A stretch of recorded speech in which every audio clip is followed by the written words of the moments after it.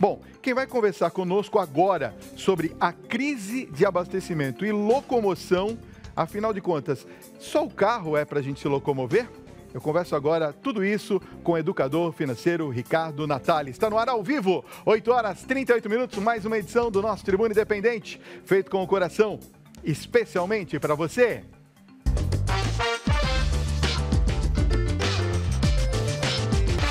Ricardo Natali, seja muito bem-vindo ao nosso Tribuna Independente. Eu que agradeço. Esse é o seu livro, é isso? Exatamente, eu trouxe esse livro aqui de presente, que ele se chama Lucro FC. Obrigado. Que eu falo de educação financeira, mas de um jeito mais fácil. Eu faço algumas comparações com o futebol. Ah, que bacana. Você usa a paixão nacional para ser um mote para as pessoas poderem entender melhor? Exatamente, um assunto tão necessário, tão importante, que é a gente saber lidar com o dinheiro, né? Eu costumo dizer que a educação financeira ela é para todo mundo, né?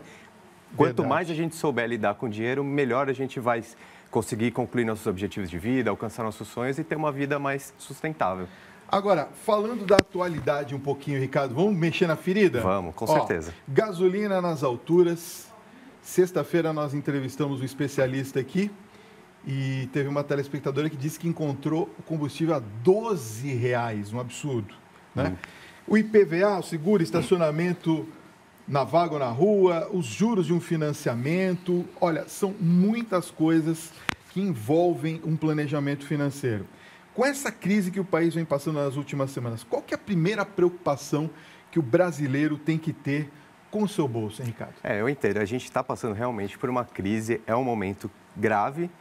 Na verdade, não vem de hoje, né? A gente teve 2 anos de recessão, o ano passado e o ano anterior. Tivemos uma recuperação da economia, mas amostras dessa crise ainda vivem hoje. Mas eu costumo dizer que a crise, ela muitas vezes é uma oportunidade da gente refletir e repensar nossas atitudes. E um dos motivos que eu gosto muito de falar, que eu até proponho uma nova mentalidade, num momento de crise como esse, é a gente analisar o quanto nós somos dependentes do automóvel. As cidades pararam por causa que não tinha gasolina, não chegava o combustível.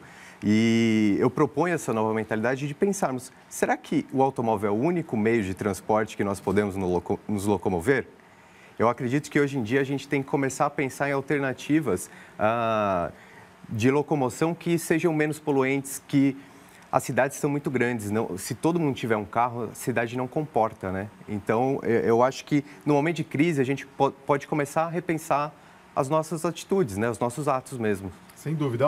Eu quero que você participe desse papo com a gente. 11 95033 6870, já está aparecendo aqui no vídeo. Pode enviar um WhatsApp para a gente, nós estamos ao vivo para todo o Brasil. E eu quero que você participe dessa conversa conosco aqui. Olha, ô Ricardo, a gente sabe que todo mundo fala, você tem que economizar, tem que economizar. Agora, saber economizar e gastar corretamente é imprescindível, principalmente nesse momento que nós estamos vivendo? Sem sombra de dúvidas, ainda mais que a gente passa por um momento de crise, de aumento dos preços, a gente precisa saber aonde a gente está gastando. O que eu costumo dizer é que, às vezes, a gente é pego numa armadilha, a gente não sabe aonde nosso dinheiro está indo. E esse é o primeiro erro. Muitas vezes as pessoas nem sabem exatamente o quanto ganham e muito menos o quanto gastam. Então, eu acho que um real diagnóstico da situação financeira mensal, do orçamento, é o pontapé inicial para você conseguir adequar as suas finanças. Eu digo isso até porque agora que a gente está passando por essa situação da gasolina, o automóvel ele é um custo muito alto e às vezes as pessoas se iludem achando que não é. Então isso às vezes pode ser uma armadilha, principalmente para o brasileiro de classe média que tem um orçamento apertado e gasta uma alta porcentagem do seu salário mensal com o automóvel sem saber que está gastando naquilo. Olha, eu fiquei sabendo, tem um dado aqui estatístico, não sei se é verdade, você pode me dizer. Os brasileiros gastam 40% do salário com automóvel? Exatamente, em alguns casos eu mesmo... Quase metade do salário. Eu acho isso um absurdo. Quando eu cheguei nesse número com alguns clientes que eu atendo, quando a gente faz um diagnóstico real do orçamento mensal dele, a gente chega nesse número. E às vezes eu cito para eles, olha, a gente precisa pensar num planejamento financeiro de curto, médio e longo prazo, e começar a investir para a aposentadoria, que é um outro assunto extremamente importante. Eu defendo fortemente que todas as pessoas tenham um plano de aposentadoria, porque é outra crise que nós vivemos, a crise dos aposentados, da Previdência, que é um assunto que eu gosto muito de falar, mas eu acho que todas as pessoas têm que traçar o seu plano de independência financeira. E muitas vezes eu falo para eles assim, olha, mas você pode guardar e investir 10% do seu salário. Aí as pessoas falam, não, é impossível economizar 10%, é impossível. Só que se a gente olhar, secar esse orçamento dessa pessoa, ela gasta 40% com o automóvel. Pois é. Assim, eu não quero dizer que seja errado ter um automóvel. É claro que ele traz conforto, ele traz status. Mas o que eu estou propondo é que as pessoas tenham consciência do quanto elas gastam com esse automóvel. Por quê? Porque se você gastar 40% do seu salário com automóvel, com certeza você vai deixar de fazer outras coisas, porque cada escolha, ela é uma renúncia. Então, se você sabe que você gasta essa porcentagem tão alta com o automóvel, tenha consciência disso, porque você está deixando de lado outros sonhos e objetivos de vida. Nós vamos continuar esse papo, inclusive eu quero falar sobre replanejamento, porque nessa crise a gente precisa replanejar. Sem dúvida. Você que está em casa, saiba, né? Hoje minha esposa foi no supermercado lá próximo de casa, que você conhece bem, mora lá próximo também. Gente, R$11 o quilo do tomate, tá? Só para começar a brincadeira. Mas nós vamos continuar esse papo aqui, tá bom, Ricardo? Deixa eu falar. Ó, eu queria saber um pouquinho, Ricardo, sobre o replanejamento. Como é que a gente pode fazer, por exemplo, já diante desse caos que nós estamos vivendo, para replanejar o próximo mês, já que o custo de vida nosso vai subir absurdamente? Tá. Eu costumo dizer que dentro da economia, as crises são cíclicas. Tá? Então, isso é muito importante a gente dizer, porque se estamos passando por um momento de crise, ela vai acabar. E as crises, elas trazem grandes ensinamentos, principalmente na questão do consumo consciente. Tá? Então, o que é necessário fazer nesse momento? Que é esse convite que eu trago aqui para os telespectadores. Faça um real diagnóstico da sua saúde financeira. Ou seja, aonde o seu dinheiro está indo todo mês. Faça uma anotação. Saiba exatamente em qual categoria ele está indo. Se, por exemplo, o automóvel, o veículo, sua locomoção, estiver ocupando mais do que 25% do seu salário, 30% ou 40%, talvez seja necessário uma mudança de comportamento ali. Ou adquirindo um padrão de vida mais baixo com um automóvel mais barato, de repente uma moto, ou alternativas de transporte, como, por exemplo, muitas pessoas têm usado bicicleta para se locomover. E, além disso, as alternativas de escolher uma opção, uma moradia próxima do seu trabalho ou próxima de um transporte público de mais qualidade para você poder não ter o carro. Você poder abdicar de ter um automóvel só seu. E aí você pode usar táxis, aplicativos aos fins de semana, por exemplo, e o transporte público, principalmente nas grandes capitais que têm mais opções de transporte público de qualidade. Agora, morar próximo do local de trabalho, por exemplo, seria uma saída muito boa, não é? Sim, sem dúvida. Além de trazer uma qualidade de vida muito grande, né? Porque você fica longe de grandes congestionamentos e a perda de tempo que você acaba nesses grandes congestionamentos, né? É óbvio que isso é uma decisão muito relevante que tem que ser feita com cuidado e planejamento, porque a partir do momento que você não tem mais um gasto com automóvel, por exemplo, você pode usá-lo em outra categoria da sua vida, como, por exemplo, uma moradia mais bem localizada, digamos assim, que provavelmente ela seja um pouco mais cara do que uma moradia mais distante. Mas, ainda assim, é possível achar alternativas bem interessantes. Eu mesmo optei por isso. Eu não tenho automóvel, nem minha esposa. A gente mora próximo de uma estação de metrô, aqui em São Paulo, e nosso gasto diminuiu muito. Hoje, a gente fez as contas, o que a gente gasta de aplicativos e táxis é exatamente o que a gente gastava só com combustível antes. Que coisa, Ou seja, IPVA, seguro, estacionamento, depreciação, multa, batida. Tudo isso a gente não tem mais esse gasto. Que é por isso que eu digo que as pessoas elas têm que ter também uma noção real do custo do carro. Às vezes as pessoas não pensam que vão tomar multa, não pensam que o carro está depreciando na garagem, não pensam que vai ter que trocar o óleo, vai ter que trocar o pneu. Tudo isso tem que estar na análise quando você escolhe por comprar um carro. Tudo é uma adaptação do padrão de vida. Tá? Dentro da educação financeira, a gente fala muito sobre isso. Você tem que adequar o seu padrão de vida para aquele rendimento que você tem, aquela sua receita. Além do mais, vou dizer uma coisa para você, eu estou começando a gostar de vir de metrô aqui, viu? É verdade. Eu voltei às minhas raízes lá, sempre andei também em transporte público. As pessoas pensam, trabalha na televisão. Não, sempre andei em transporte público. É que tem um tempo para cá, claro, a gente melhora a condição, acaba investindo um pouco na questão do conforto do automóvel. Sim. Mas eu quero dizer, inclusive, aqui, tem uma telespectadora que está falando lá de Santo André, ela fala, Fábio, boa noite. Não diga que está faltando remédios por causa dos caminhoneiros. Eu não disse isso, viu? Não disse isso. Eu digo que a crise se agravou por conta da paralisação. Não é culpa dos caminhoneiros somente. O governo também que não está sabendo negociar. A gente tem que entender um pouco essa situação, como trouxemos o especialista aqui na semana passada. Mas é importante a gente saber que a falta da entrega vai gerar um aumento da crise, isso inevitavelmente. Momentâneo, né? Momentâneo. É momentâneo. É algo momentâneo. Não que a gente seja totalmente a favor de um lado ou do outro, mas nós temos que pensar na família brasileira. Né? É óbvio, mas tudo acarreta de uma outra coisa, né? A crise não veio só essa semana. É uma sequência, São 2 anos de problemas políticos. Exatamente. E vivemos numa recessão.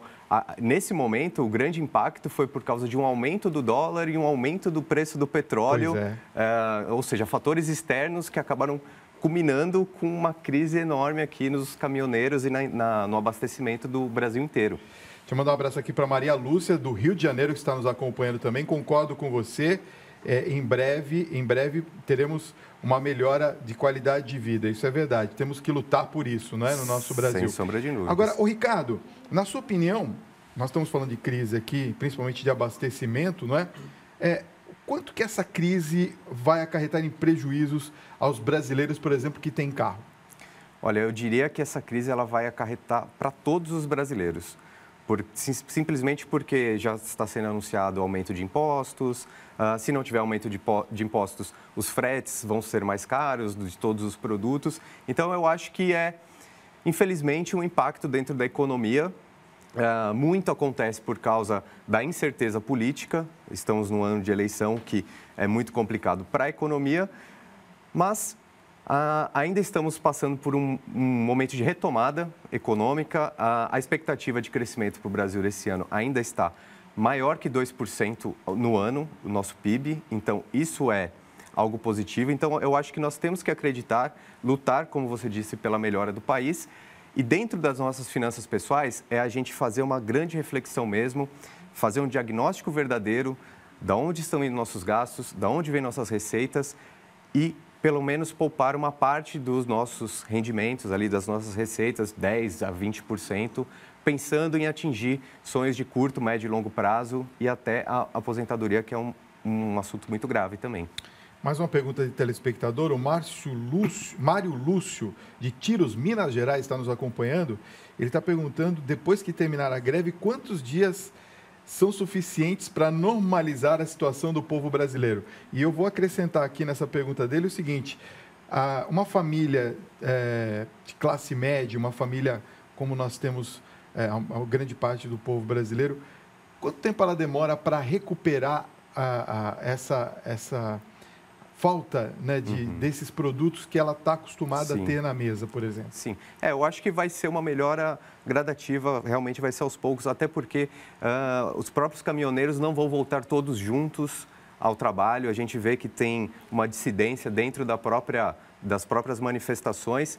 Então, é difícil prever exatamente, mas eu acredito que depois que realmente for encerrada, de repente, em um mês já esteja tudo volta ao normal. Já dá para voltar ao normal? Acredito que sim. Tá bom.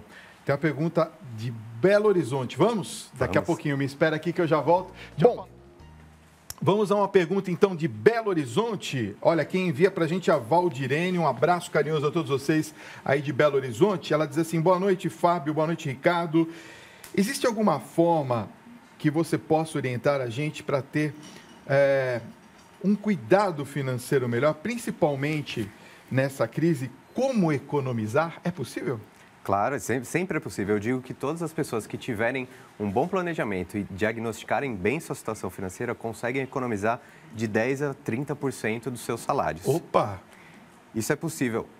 O grande segredo, o grande pulo do gato é você conseguir fazer esse diagnóstico real, ou seja, analisar por categorias, tá? É importante fazer o quê? Olha, eu gasto R$100 no mercado, eu gasto R$200 na padaria, você precisa categorizar, porque aí você vai ter uma real fotografia financeira dos seus gastos. E aí você pode atacar o que tiver, de repente, gastando um pouquinho mais. Dentro da educação financeira, a gente trabalha com 2 linhas. Uma das linhas acredita mais que as grandes economias vêm dos pequenos gastos, dos pequenos cortes. Então, é aquela famosa ideia de corta um cafezinho todo dia, que no fim das contas vai dar uma grande economia. Eu, particularmente, acredito mais na segunda linha, que acredita que grandes economias, grandes decisões vão fazer grandes economias. Por exemplo, optar por transporte público ao invés de um automóvel vai fazer um impacto muito mais efetivo rapidamente. Mas é claro, tem que estar dentro do padrão de vida. Então, se você tiver com um padrão de vida mais elevado, precisa sim cortar algumas coisas. Um exemplo, eu quero fazer um investimento, estou tirando ali, sei lá, 10% do meu salário, Ótimo. Como você sugeriu. Aonde que eu invisto isso? Poupança? A poupança, ela é a mais conhecida, mas não é a mais rentável. Tá. Ela é muito prática, todo mundo conhece. Só que ela não é a que rende mais. Dentro dos investimentos mais conservadores, que a gente denomina de renda fixa, os títulos públicos do Tesouro Direto são interessantes, porque eles são muito democráticos. A partir de R$30 por mês, você já pode se tornar um investidor. E ele tem rentabilidades interessantes. O Brasil é um dos países que tem um dos melhores retornos para os investidores conservadores. Super democrático, com pouco valor, mensalmente você consegue fazer isso diretamente da sua casa através da internet. Então, realmente, se tornar um investidor é fantástico. Assim, todo brasileiro deveria se tornar um investidor, porque o dinheiro de quem investe, ele vale mais. Entendi. Vamos supor, a pessoa tem um pequeno cofrinho, vamos dizer assim, em casa. Ela vai colocando a moedinha, de repente, quando ela quebra o cofrinho, ela vê que ela tem lá, sei lá, R$1.000 guardado no cofrinho. Okay. Mas aquele dinheiro parado, ele está perdendo o poder de compra. Sem dúvida. Qual seria a ideia, por exemplo, de uma pessoa que tem esse tipo de investimento em casa? Sim. Quando você deixa o dinheiro em casa, ele vai perdendo valor por causa da inflação. Inflação nada mais é do que o aumento contínuo dos preços. A gente sabe, todo mundo sabe que tudo aumenta de preço sempre. Então, se o dinheiro ficar parado em casa, ele vale menos, porque ele não está sendo corrigido pela inflação. Então, assim, a primeira coisa quando você vai definir os seus investimentos é definir qual que é o objetivo para ele, ou seja, qual é o prazo que esse dinheiro vai ficar investido. Mas, como eu disse, os próprios títulos públicos do Tesouro Direto, eles são os mais fáceis de serem, para o investidor iniciante, é o mais fácil para ser investido, porque ele requer um valor baixo, ele não tem carência, você não precisa ficar muito tempo com esse título guardado. Então, mas, na verdade, o maior investimento de todos é no conhecimento, né? Se você fizer gerar receitas, você poupar mais e investir melhor, seu caminho está traçado, o seu patrimônio com certeza vai aumentar. O Lúcio está nos acompanhando em São José do Rio Preto. Um abraço carinhoso a todos de São José do Rio Preto. Está perguntando sobre as moedas virtuais, Bitcoin. Ok. Olha só, é um bom investimento? Não, os bitcoins, eles são algo muito novo, algo extremamente arrojado, ou seja, arriscado. Existe a possibilidade de ganhar muito, mas de perder muito. Tá. Então, eu diria que bitcoins, criptomoedas, são só para investidores muito especialistas nesse mercado. Até porque ele não é um mercado extremamente regulado no mundo inteiro ainda. Não existem governos, bancos centrais por trás dessas moedas. Ou seja, existem pessoas que ganharam dinheiro com as criptomoedas? Muitas, mas também existem muitas que perderam. Ou seja, para os investidores iniciantes, eu não aconselho. Só para eu entender, como é que você gasta uma criptomoeda? Você não tem ela no papel, não é isso? Esse que é o grande problema de uma criptomoeda. Porque você não tem controle, é isso? Ela não é física, ela não tem um valor real. Por exemplo, se eu quiser comprar essa caneca, eu não consigo comprar com a Bitcoin. Porque qual loja vende uma caneca em bitcoins? Então, ela ainda não tem esse valor real. As pessoas que ganham e perdem dinheiro nos bitcoins são o que a gente chama de especuladores. Ou seja, compram a moeda a uma cotação e vendem quando a cotação estiver maior. Não quer dizer que elas vão usar aquele dinheiro. Entendi. Elas só usam na compra e venda e transformam em dinheiro essa diferença da compra e da venda. A diferença da compra e da venda, entendi. O Amaral é garçom, é de Iguatu, lá no Ceará, está nos acompanhando aqui ao vivo. Está dizendo assim: oi, Ricardo, como que eu posso economizar sem abrir mão do meu lar? Por exemplo, sem eu deixar de comer aquilo que eu gosto. Sim. Pode? Eu costumo dizer que é o seguinte: quando uma pessoa ela faz um real diagnóstico da saúde financeira dela e mesmo assim não encontra saída nenhuma, de diminuir o seu padrão de vida, talvez seja o momento dele buscar uma alternativa de renda extra. Tá. Ou um trabalho, de repente 2 horas por dia em algum outro lugar, algum bico, algum freelancer, ou até investir um pouco na sua carreira profissional, do seu desenvolvimento profissional para buscar alternativas de emprego que sejam mais rentáveis. Entendi. Você sabe que me veio à mente muito daquelas pessoas que também são investidores, né? Que acabam pegando uma parte do seu rendimento e investindo em alguma coisa, no negócio, no empreendimento. Às vezes até ter um carrinho de cachorro quente, né? Acaba rendendo alguma coisa. É melhor do que ficar parado o dinheiro, né? Sem sombra de dúvidas. É óbvio que empreender é mais arriscado do que você deixar num título de renda fixa, por exemplo. Mas é óbvio que, por ser mais arriscado, também proporciona uma chance maior de lucro, como também de perda. E dá uma alternativa ao seu trabalho oficial, né? Em alguns momentos ele pode até vir a ser um trabalho principal, se for bem realizado, se começar a funcionar, se for criativo, inovador. Pois é.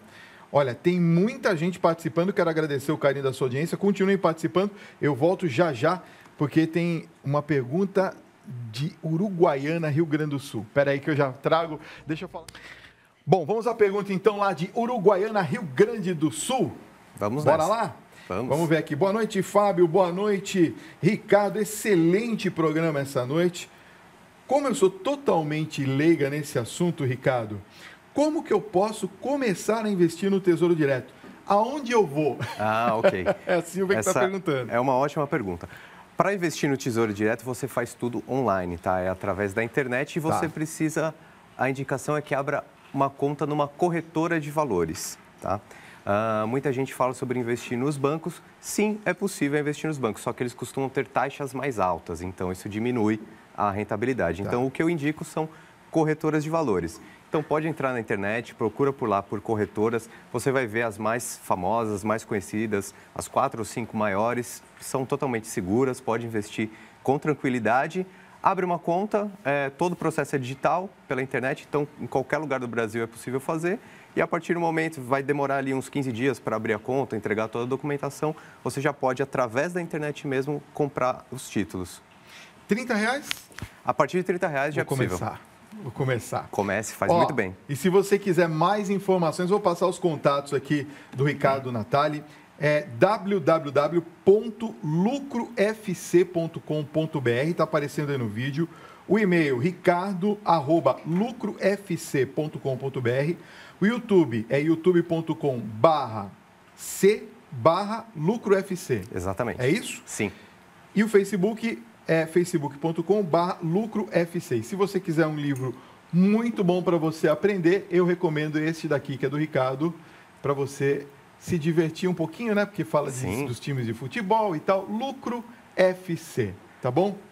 Ricardo, obrigado pela sua presença nessa noite, foi muito bom. Eu que agradeço e eu quero deixar esse último recado, então, aqui para os telespectadores, que usem essa crise como uma forma de mudar a mentalidade, de conseguir mais prosperidade e começar a fazer esse caminho de gerar receita, poupar mais e investir melhor, se tornar um investidor para ter uma vida mais próspera e feliz. Maravilha. Obrigado por ter vindo. Foi muito bom recebê-lo aqui. Muito obrigado, Fábio. Prazer em vê-lo de novo. Manda um abraço em casa, viu? Mando sim, pode Saudades deixar. de vocês. Faz tempo que eu não vi o Ricardo.